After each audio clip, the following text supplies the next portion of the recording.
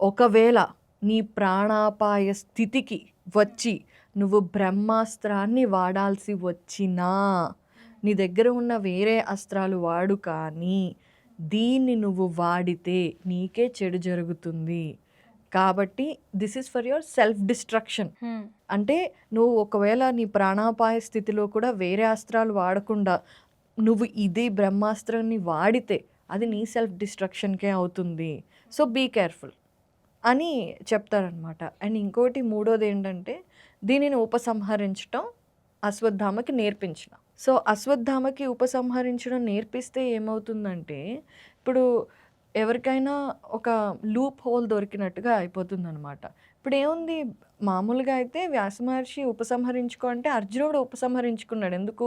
అతని ఇంటెన్షన్ అశ్వత్థామని చంపటం కాదు, ఓన్లీ ఆపడానికి.